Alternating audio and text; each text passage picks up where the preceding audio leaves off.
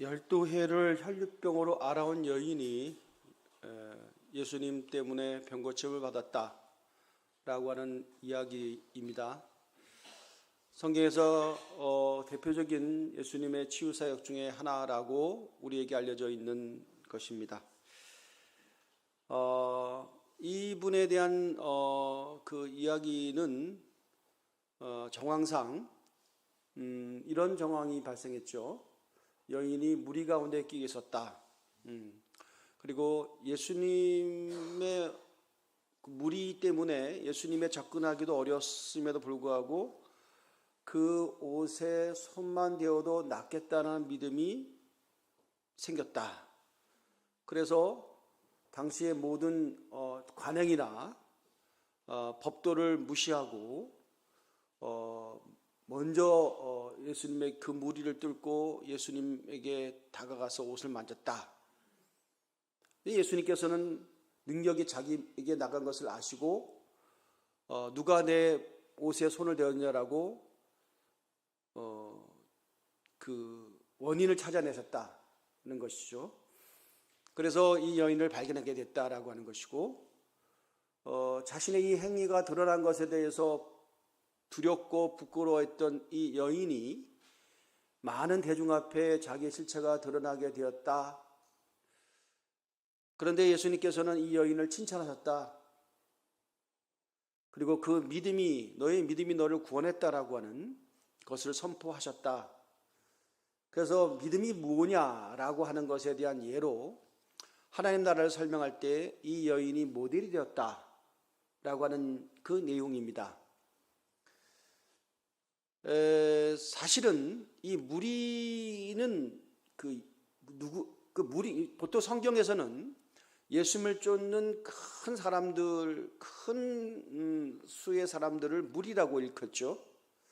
오늘 예배드릴 때 우리가 무리 지어 왔다라고 했을 때 그건 사실은 부정적 의미가 더 강할 수 있습니다. 그 무리라고 하는 것은 어떤 그 방향성과 목적성보다는 한때의 유행이나 어떤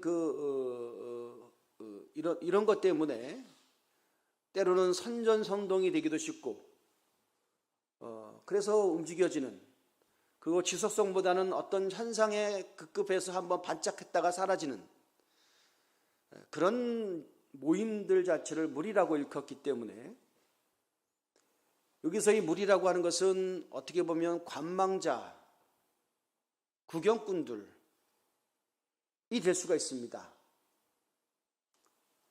이 여인이 이 무리 가운데 끼어 있었다. 이 무리는 무엇을 지금 구경하고 있었다는 거예요. 무엇을 구경하고 있었냐면 당시 예수님께서 사역을 하실 때 나름대로 좀 이렇게 지명도가 올라가니까 어떤 특별한 일이 발생했는데 한 지역에 유명한 사람이 있었습니다. 해당장이니까 그 지역을 이끌어가는 요즘 인플루언서라고 하죠. 어떤 지배력이 있는 사람, 야이로라고 하는 사람이 있었어요.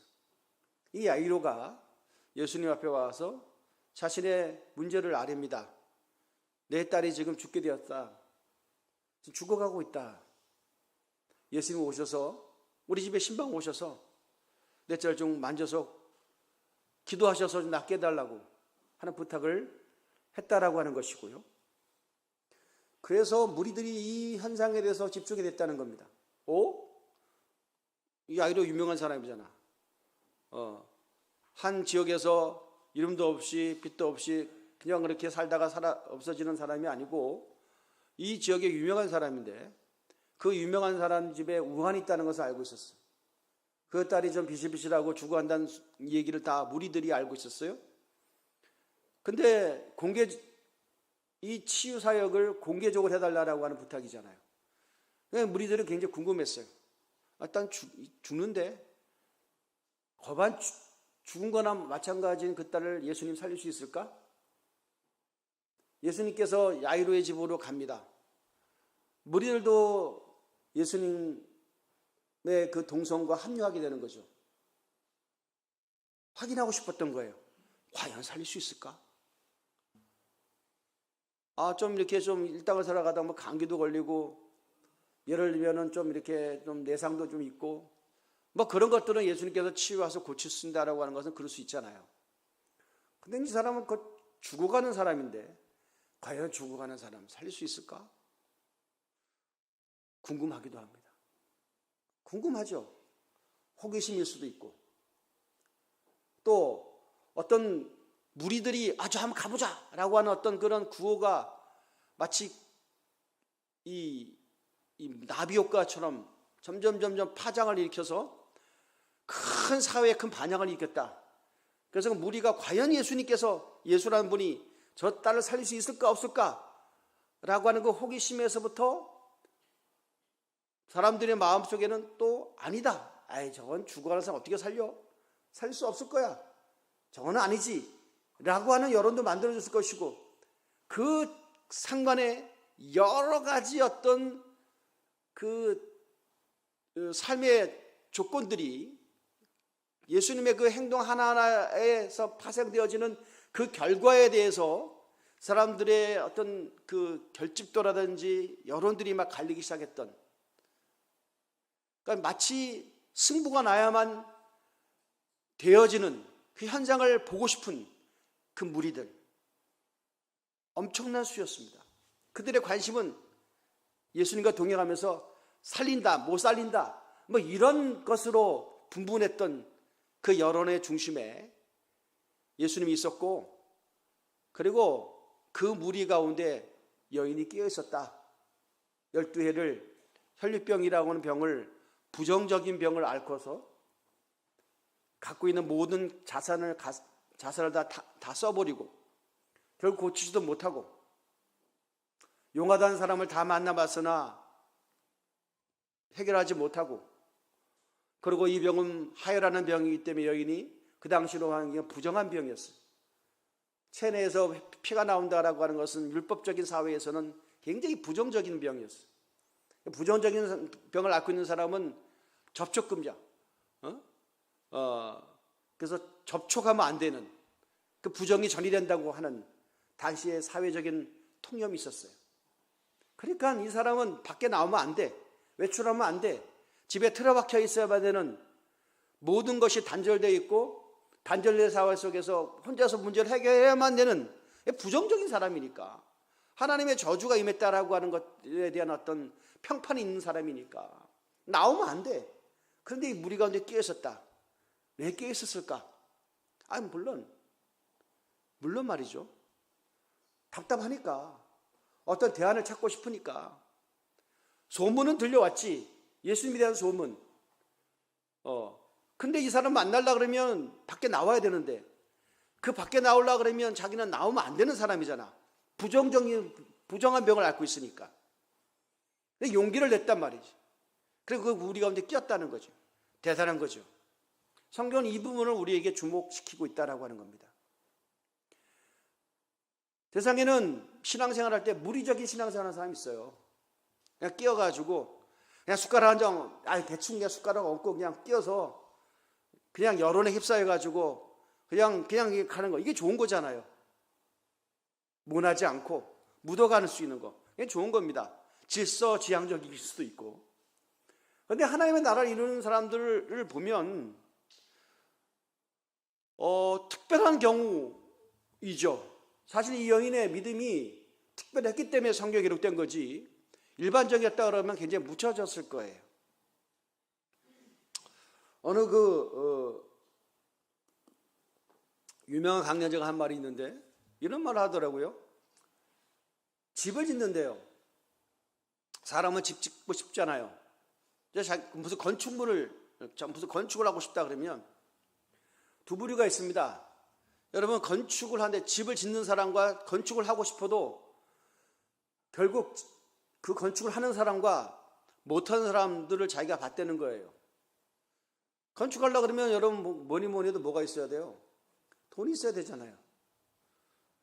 그냥 하고 싶은데 사람은 다 번듯한 자기가 마음속에 갖고 있는 어떤 구조물을 갖고 싶잖아요. 건축물을 갖고 싶잖아요. 근데 돈이 없어서 도중에 중단되는 경우가 있다는 거예요. 그럼 못 짓는다. 근데 어떤 사람은 돈이 있어도 못 짓는다는 거예요. 건축을 하고 싶은데 돈이 있어도. 근데 어떤 사람은 돈이 없는데도 불구하고 나중에 보면 건축한다는 거예요. 그 차이가 뭘까를 봤다는 거죠. 그 차이가 뭘까를 봤더니 건축하는 사람의 특징은 보니까 돈이 없어도 건축하는 사람들 보니까 말을 한다는 거예요. 나는 이러이러한 건물을 지을 거야. 나는 이러이러한 집을 지을 거야 라고 말을 하는 사람은 결국은 건축하더라는 거예요. 지었으면 좋겠어. 마음에만 품고 있는 사람들은 결국 여러 가지 조건과 상황 속에서 휩싸여져가지고 그걸 못 해내는데 말을 하는 사람 하더라. 그 말이 뭘까? 말이라고 하는 것은 뭐냐면 주변 사람들이 자기 갖고 있는 꿈을 얘기하는 거잖아요. 물론 주변 사람들이 얘기를 한다고 해서 다 되는 건 아니겠지만 그 말을 한다는 것 자체는 바로 뭐냐면 자기를 설득하는 거예요. 말을 했다라고 하는 것은 바로 뭐예요?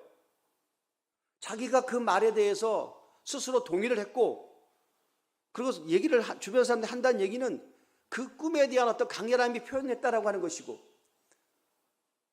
결국은 자기가 집을 지려는 의지가 더욱더 생겨나기 시작하고 저 사람은 집을 지을 거라고 하는 것에 대해서 저 사람 집 짓는다라고 하는 여론도 만들어질 것이고 기대가 되는 거고 자기가 말한 것에 대한 반향이 주변 사람들로부터 기대로 되니까 결국 집을 짓게 된다는 거예요. 이게 중요한 의미죠. 인생에 여러분 잘 하나의 팁인 것 같아요. 다 꿈이 있어요. 여러분 다 잘 살고 싶어 하고 나는 이러이러한 사람을 만날 거야. 나 이러이러한 사람과 결혼할 거야. 라고 말하는 사람하고 마음에 품고 있는 사람하고는 달라요. 나는 이러이러한 사업을 할 거야. 마음에 품고 있는 사람하고 나 이러이러한 사업을 할 거라고 선포하고 움직이는 사람은 다르겠죠. 참 희한하죠? 사람은 끼리끼리 모인다 그러죠.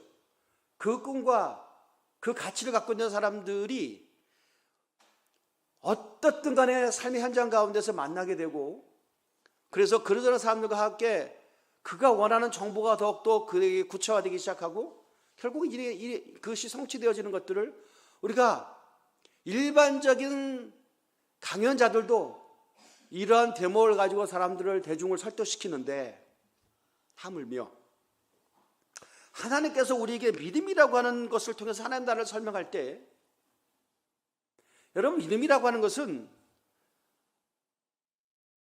그냥 마음으로 그냥 뭘 원한다.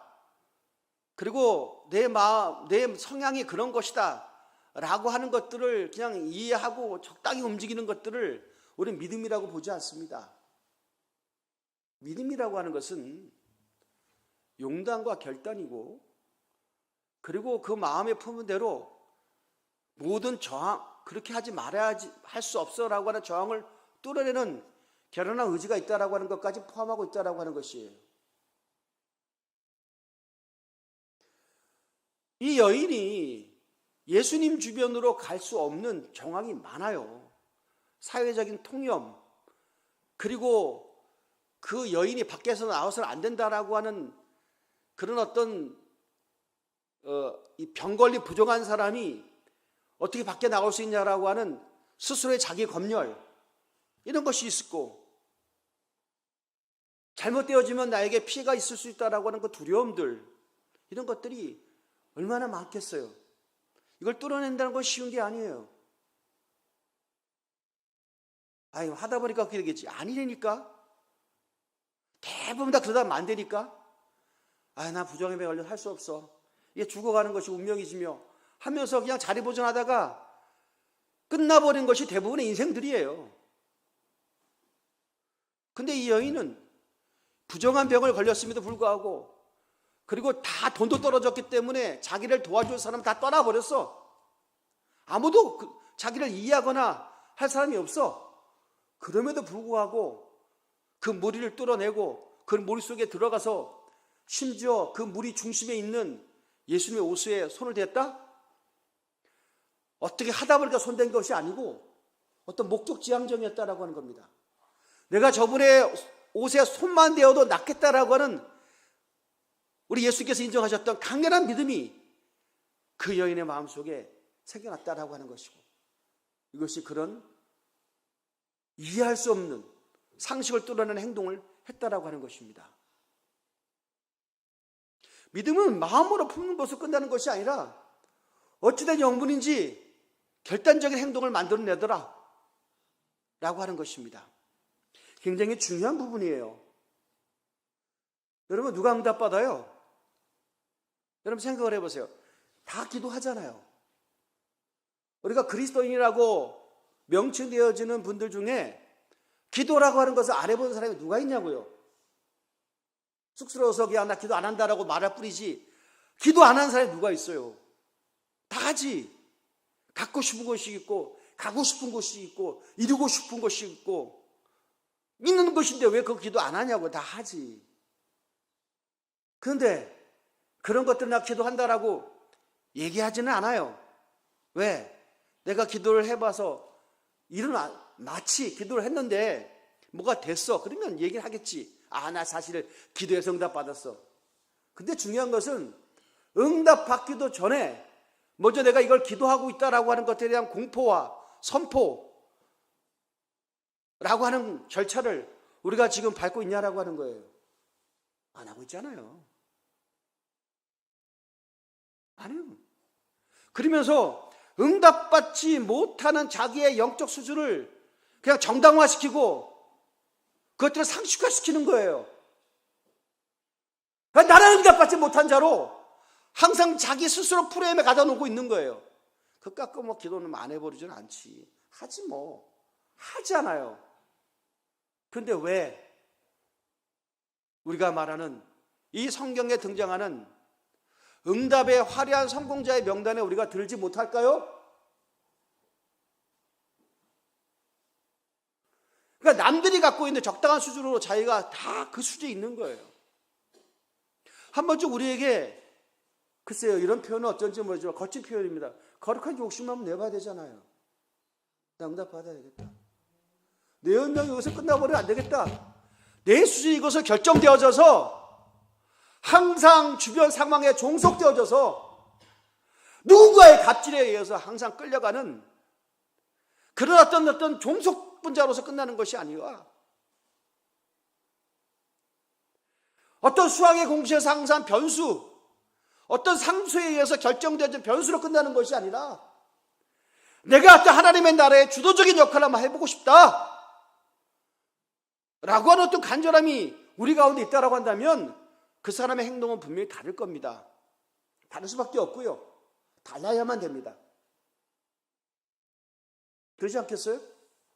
아니, 목사님, 나는 그냥 적당히 묻어가는 게 좋아요. 그래, 묻어가는 게 좋은 사람도 있어요. 하지만 그 묻어가다가도 어떤 절대적인 어떤 상황에 봉착을 합니다. 근데 이것을 끝나버리기는 내가 너무 아까운 거야. 끝나버리기는 이게 정답이 아닌 것 같아. 그럼 어떻게 해나요? 튀어나와야죠. 자기 집안에서 튀어나와야 되고, 자기 보존했던 그 이부자리에서 튀어나와야 되고, 그 병상에서 튀어나와야 되고, 누군가 만드는 그 운명의 결정문에서부터 튀어나와야죠.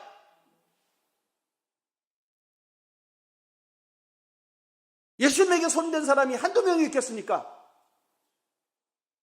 이리 밀고 저리 밀려서 무리가 됐으니까 물리력에 의해서 밀려갖고 예수님에게 만진 사람도 있고, 하다 보니까 예수님 손도 만지고 뭐 발도 만진 사람도 많았을 거 아니에요. 그러나 절대적인 믿음을 가지고 거룩한 기대치를 가지고 예수님에게 떨리는 손이지만 손을 댄 사람은 예수님이 아신단 말이에요. 하나님이 아신단 말이에요. 그 얘기는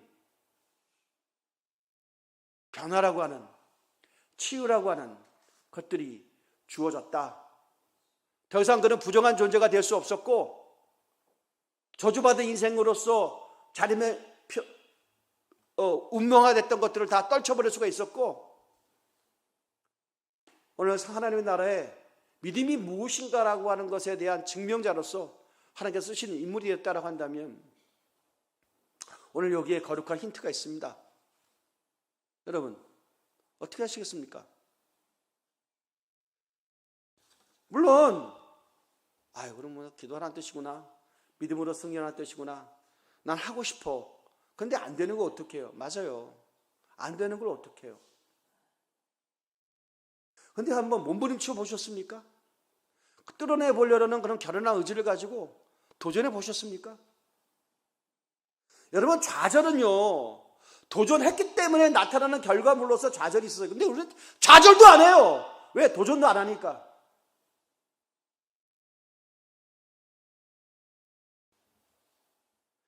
거룩한 것에 대한 도전은 사실은 좌절이 아니라 연단입니다. 훈련입니다. 그리고 나서 주님께서 원하시는 그 프로그램에 의해서 우리가 다듬어져 가고 있는 것 뿐이에요.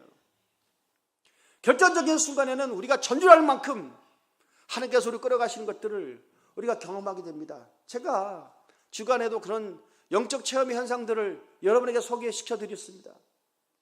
기도라고 하는 게 뭘까요? 잘 모를 때는 도전하는 거죠. 하나님 살려달라고, 하나님 고쳐달라고, 문제 해결해달라고 막 도전하는 겁니다. 어떻든 간에 그냥 막 부르짖는 겁니다. 너는 내게 부르짖으라 했으니까 그냥 애쓰고 떼쓰고 막 그런 겁니다. 뭐 어찌 내 급한데. 아니, 이 여인이 지금 남병 낳고 말고가 지금 야이로의 딸이 낳고 말고가 이 여인에게 뭐가 중요해요? 지금 내 코가 석잔데.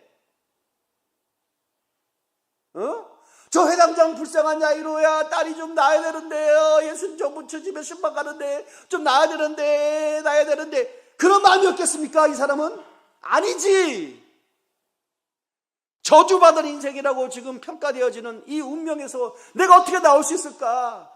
내가 시름시름 앓다가 죽어라 내 인생이 끝나기는 내가 너무 불쌍한데, 한 번도 인간다움이라는 것을 살아보지 못했는데 12회를 여러분 12년 인생이 짧은 게 아니에요. 당시의 평균 수명은 지금보다 훨씬 짧았어요. 인생의 대부분을 병치레하면서 끝나버린 인생이 얼마나 불쌍하고 스스로 안타까운 인생이에요. 이 사람 마음속에는 나는 한번 나아졌다는 간절함이, 누구가 평가할 수 없는 어떤 그 간절함으로 계속 10년간 용손치고 있었는데, 지금 이 시간에 누가 은혜 받고 말고가 뭐가 중요해요? 지금 내 코가 석잔데, 내가 지금 변화받고 은혜받고 능력받고 일어나야 되는데. 할렐루야. 그런 결연한 의지가 우리가 인생 중에 한두 번쯤은 있어야 되지 않겠냐는 거예요. 기도를 합니다. 목사님 기도한다니까요. 그래, 기도하세요. 중요한 거는 잘 모르지 우리가 어떻게 알겠어요. 사실 저도 솔직한 고백을 하면 제가 목회자로서 부름받은 지가 꽤 오래되고 설교라고 하는 어떤 작업을 한 지도 꽤 오래되고, 그럼에도 불구하고 여러분 솔직한 고백이 아직까지 모르는 게 참 많아요. 목사님이 다 안다고요? 저도 몰라요. 그걸 알면 모르죠. 모르니까 하시는 게 뭐예요? 모르니까 기도하는 거예요. 그리고 모르니까 기다리는 거예요. 기도는 내가 주님 앞에 부탁을 하고 간절함을 호소하는 것도 기도이기도 하지만, 그래서 뭐예요? 옷자락에 손을 대잖아요. 대는 것까지는 내 일이야. 되는 것까지는 내 일이야. 근데 믿음을 가지고 옷자락에 손을 대고 알아보는 것은 주님의 일이야.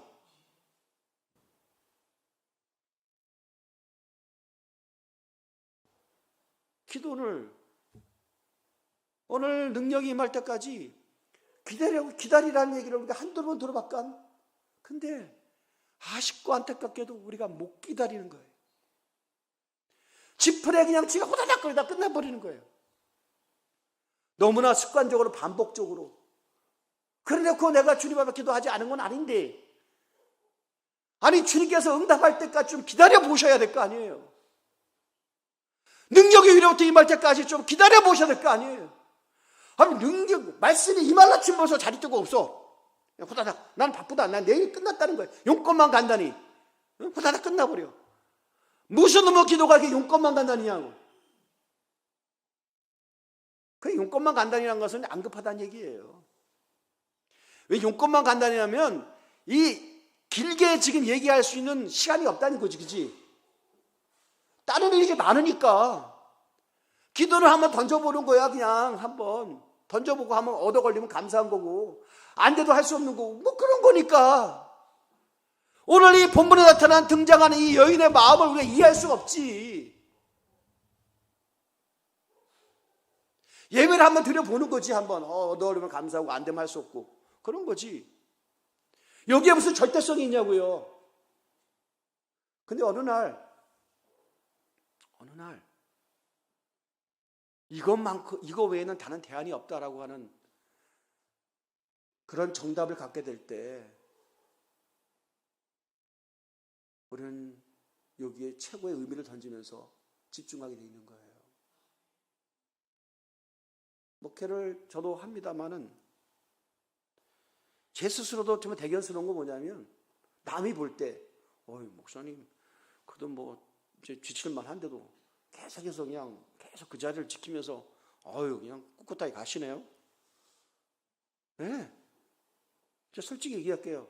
대안이 이것뿐이 없어서 그래요. 다른 거 제가 할 수 있으면 다른 거 하지. 내가 주의 능력과 응답을 기다리는 것 외에는 대안이 없어요. 그러니까 이전보다 더 집중력으로, 더 시간을 많이 걸릴지라도 위로부터 능력이 임할 때까지 내가 한 발짝도 움직이지 않는다 라고 하는 그 정답을 원색적으로 더 갖게 되는 거예요. 간단한 거 아니겠어요? 오늘부터 결단하십시오. 오늘 뭘 말씀드렸는데 오늘 적용이 뭐예요? 주여, 옷자락 잡는 거는 까지는 내가, 무리를 속에 들어가서 집에서 나와서 무리 속에 뛰어들어서 이대로 죽을 수가 없으니까 예수님의 옷에 손을 대는 것까지는 내가 할 수 있다. 거기까지 내가 해야 되잖아요. 할렐루야. 그것도 안 하고 예수라는 분들 우리 집에 한번 왔으면 좋겠다. 여러분이 아버지를 야이로 같은 사람이 있을 때야 딸 살리자고 아버지가 예수 앞에 나가갖고 내 딸 살려달라고 하지만, 여러분은 지금 당장 죽어가고 있어도 야이로와 해당장이라고 하는 그런 아버지를 두지 않았어요. 여러분을 위해서 대리적으로 움직일 사람이 없어요. 그러면 내가 뛰어나가야지.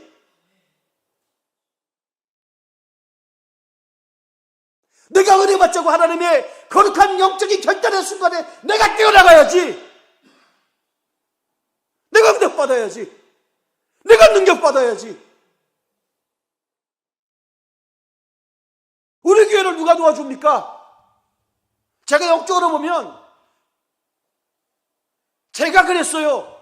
여러분은 뭐 이해하든 말든 간에 제가 이렇게 했으니까 제가 좀 저를 알아달라고 하는 그런 공치사가 아니라 영적으로 보면 그런 결론이었다고요. 누가 20년 전에 박지원 목사를 도와줬습니까? 주변에서 아무도. 모르긴 몰라도 견제를 받았지 저를 도와준 사람이 없어요. 뭐 견제받았다가 이상할지 모르지만 저는 그렇게 느껴요. 그러니까 제가 할 수 있는 건 뭐냐면 위로부터 능력이 임할 때까지 기다릴 수밖에 없었다는 거예요. 제가 할 수 있는 건 그거예요. 그런데 가끔씩은 주님께 찾아와 주시고 위로도 주시고, 가끔씩은 주님께서 부족한 종인데 막 이상한 설교를 해도 사람들이 은혜 받게 하시고. 이상한 설교? 이상한데. 가끔씩은 이게 지금 하나님의 말씀이야 내 말이야 헷갈려갖고 나도 잘 모르겠는데 부족한 종인데도 제 말의 권세를 지금 이렇게 책임져 주시고, 저도 깜짝깜짝 놀라고, 이게 지금 사람들 놀랄 거예요. 목사님 왜 자꾸 개인적인 개인사를 막 강대상에서 막 하나님의 말씀으로 빙자해서 하지? 라고 하는 사람도 있었을 거예요. 나도 깜짝깜짝 놀라요. 그리고 한때는 막 집에 가서 잠 못 자는 괴로움도 있어요. 방에 들어가 잠자리에 들어서 너무 괴로우니까. 왜? 내가 그 말을 하지 말았어야 되는데, 그 말을 하지 말았어야 되는데, 아이고, 입을 좀 자제하고 절제해야 되는데, 이 너무 이게 막 열민계 막 저거라고 막 하나님 말씀을 막 선포해놓고, 이게 내 생각을 얘기해놓고 하나님 말씀이라고 내가 한 거 아니까 막 후회가 막 급하고 괴로워하고 잠 못 자는 그런 날도 있었어요. 그런데 그거 아니더라고요. 저도 강대상에서 하나님 말씀 선포할 때 그건 내 생각 아니더라고요. 그거 왜 그랬을까요? 제가 하는 작업은 뭐냐? 기다리는 거였다는 거예요. 기다리는 거였어요. 여러분이 지금 다 가셔도 나는 기다려요. 그것도 그 습관 따라 매일 그렇게 하는 거예요. 기다리는 거예요. 그 작업이 얼마나 지루하고 힘들겠어요. 나도 내가 왜 이런지 몰라. 근데 지금 몇십 년째 하고 있는 거예요. 능력이 임할 때까지, 말씀이 임할 때까지, 감동이 임할 때까지, 투명해질 때까지, 깨끗해질 때까지, 은혜 받을 때까지, 그리스도의 보혈이 접촉될 때까지 기다리는 거예요. 그리고 그 기다림이 한번 기다려서 뭐가 임재되시면 그것이 3일 가고 일주일 가는 것이 아니고 그냥 그 하루치야. 내일은 또 내일 기다려야 돼. 이거는 이런 작업을, 이 지루한 작업을 이렇게 반복해야 할까요? 그럼 제가 할 수 있는 게 그것뿐이 없어요. 여러분, 교만하지 마세요. 한때 은혜 받았다고 방망 뛰었다고요? 그때 지나간 거야. 내가 늘 여러분에게 얘기해. 영성은 오늘이라고, 지금이라고. 할렐루야. 과거 그거 해봤자 소용없어. 다 흘러간 거리니까. 흘러간 물로는 물레를 돌릴 수가 없어요. 지금 하나님의 음성을 듣고 있느냐? 지금도 응답의 역사를 체험하고 있느냐? 지금도 비전의 사람이냐? 라고 하는 것입니다. 그러니까 중단되지 않는 거죠. 할렐루야. 할렐루야. 깨어 있어야 됩니다. 아멘. 깨어 있어야 됩니다. 영적으로 보면 이 지역의 선교지라는 게 틀림없습니다.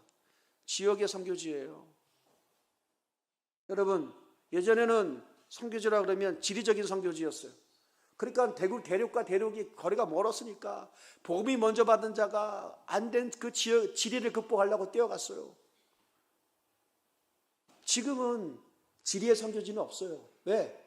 정부가 공유하거든요. 위성으로 똑같이 쏘거든요.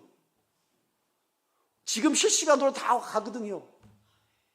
지금 선교지에서 있는 선교사들과 지금 화상통화하거든요. 뭐가 지리적인 선교지가 어디 있어요? 다 똑같이. 지금은 문화의 선교지? 그래요. 문화가 다를 수, 세대의 선교지가 될 수 있죠. 세대가 분리되어 있으니까 이거 극복하는 거 엄청 어려워요. 그죠? 여러분, 그러니까 이런 지역에서 보면 이 지역이 분명히 선교지예요. 왜? 기피 지역이니까 선교지지. 안 그렇겠어요? 이 지역에 사신 분들은 오랫동안 지역을 지켰지만 이런 분들 하나하나 가면 다 이 지역은 공동화돼요. 그럼 기피 지역이지. 인기 없는 지역이지. 사람은 사람 따라, 유행 따라, 물결 따라, 돈 따라 움직이잖아요. 이거 지키는 거 선교지예요. 할렐루야. 인기 없는 곳에 가는 게 선교사 아니겠어요?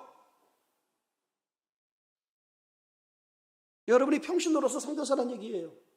할렐루야. 아멘. 그러면 선교지에서 선교사들이 하나님 나라를 구해내려면 어떻게 해야 돼요? 능력 받아야지. 할렐루야. 제가 어떤 분하고 그랬어요. 뭐 어떤 후배들도 그렇고 요즘 뭐 목회가 어려우니까 잠시 잠깐 뭐 목회지를 좀 이탈하는 분들이 있어요. 내가 그분한테 기도를 해요. 어떤 기도를 대놓고는 얘기 못하지 자존심이 상하니까 속으로 그런 기도를 하는 거예요. 왜냐하면 목사가 교회에서 떠나면 목사가 아니냐고. 그 조직에서 떠나가면 목사가 아니냐고. 그러니까 다 힘들어하더라고요. 그래서 자꾸 어떤 조직 속으로 들어가려고 그래. 아니! 우리에게는 능력이 임하면 조직을 만들어내면 될 거 아니에요. 어디 가서도 하나님의 나라를 만들어내고 구현하는 것이 사명자지 라는 생각을 합니다만은 겉으로는 얘기를 못하지. 중보기도는 그렇게 할 뿐이에요. 그런 영적인 의지와 권세를 잊지 말라고. 할렐루야. 좀 어려운 얘기예요? 똑같은 얘기예요. 여러분이 오늘 예배 드렸습니다. 오늘 거룩한 임재를 경험했습니다. 그러면 그 은혜가, 그 감동이, 성령의 충만한 역사가 여러분의 골방에서도 구현될 것이고, 여러분이 어디 있든 간에 하나님 나라가 이루어질 것이고, 할렐루야. 어디 가든 하나님의 비전이 이루어질 줄 믿습니다. 영적인 도전하세요. 아멘. 그런 능력이 임해야 돼요. 그런 감동이 임해야 돼요. 그러면 되는 거예요. 똑같은 설교인지 모르겠어요.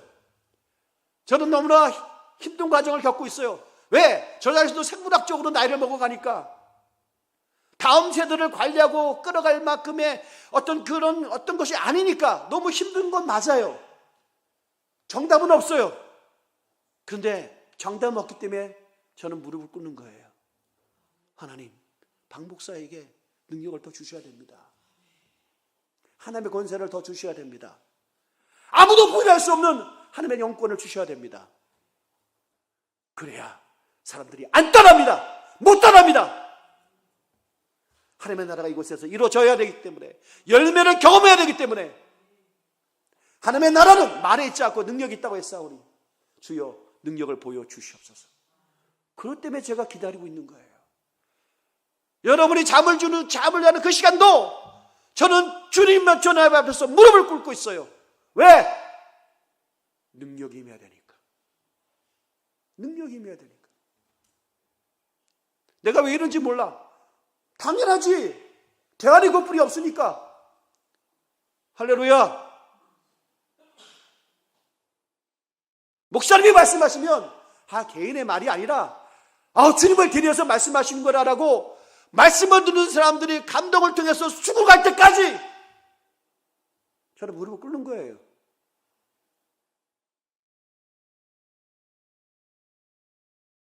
하나님, 능력이 임해야 됩니다.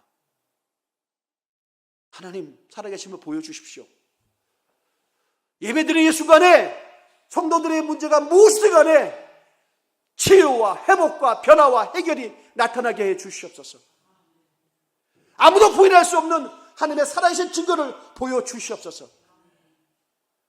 아니, 그렇게 해야 예배다움이 일어나는 거지. 하나님은 살아계십니다. 말로만 설명하고 이해시키려고 동의를 구하고 설득하는 건 예배가 아니에요. 그래서 내가 하나님 앞에 더욱더 철저히 부서지라면 부서질 것이고, 부인되라 하면 부서지는데 주님의 능력은 나타나시옵소서. 할렐루야. 오늘도 12회를 혈류병처럼 고민하고 좌절하고 낭망하고 모든 것을 탕진해버리고 거덜난 인생들이 왔다 할지라도 예수님의 옷에 손을 대는 역사가 나타나고, 그래서 변화가 나타나고 다시 회복이 나타나고 삶의 현장에 화려하게 복귀할 수 있는 은혜를 허락하여 주시옵소서. 이 간절함이 일어나기 위해서 여러분은 모르지만 일주일 내내 거룩한 은혜로 달고 가며 하나님의 열정과 관심이 사라지지 않도록 조심하고 또 조심하고 제단의 앞에 무릎으로 살아야 되는 누군가는 필요하다는 얘기입니다. 그분이 소수랄지라도 하나님은 그 이름을 기억하실 것이고, 그런 자들의 거룩한 군부 때문에 하나님의 은혜가 이 시간도 나타날 줄 믿습니다. 이 시간 기도하는데, 주님, 내가 여기 있습니다. 나 지금 많이 망가졌어요. 나 지금 남을 허전해요. 사람도 떠나요. 무시해요. 병들었어요. 가진 것도 없어요. 인기도 없어요. 예수님 만나주세요.